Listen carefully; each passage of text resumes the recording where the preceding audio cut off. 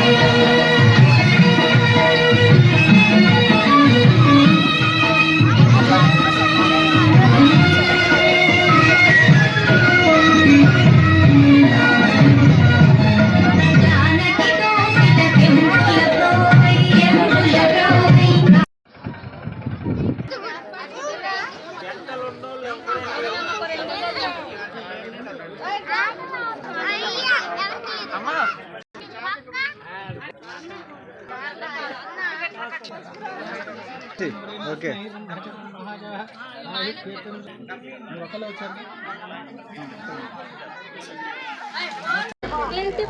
భద్రాద్రి కొత్తగూడెం జిల్లా సుజాతనగర్ మండలం నిమ్మలగూడెం 20వ డివిజన్ పరిధిలో ఈరోజు సీతారామ కళ్యాణాన్ని అంగరంగ వైభవంగా జరుపుకోవడం జరుగుతుంది.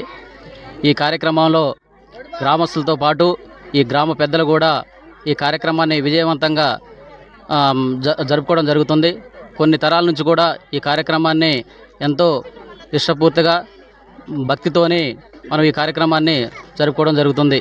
ఈ కార్యక్రమంలో గ్రామ పెద్దలు బండి శ్రీను గారు, బరగడ పగీర్ గారు, బడుగు నాగేశ్వరరావు గారు, బడుగు ముత్యం గారు, అదేవిధంగా బండి రాములు గారు, కనమల రాఘవుల గారు, దారా రాములు గారు, ఇంకా దారా లక్ష్మయ్య గారు, ఇంకా అనేక గ్రామస్తులు కూడా ముందుండి ఒక 10 రోజులకు ముందు నుంచే ఈ కార్యక్రమాన్ని దగ్గరుండి రాములవారి స్వామి కళ్యాణాన్ని నిమ్మలగూడెం గ్రామంలో సీతారామ కళ్యాణం అందరూ పెద్దల సమక్షంలో ఊరందరూ గ్రామస్తులు సహకరించి 10 రోజులుగా హిందుత్వాన్ని మొత్తాన్ని కలుపుకొని అందరూ ప్రజలంతా తోడ్పాటుగా దగ్గరకు వచ్చి అందరూ ఈ కార్యక్రమంలో పాల్గొని రంగరంగ వైభవంగా జరుపుకోవడం జరిగింది.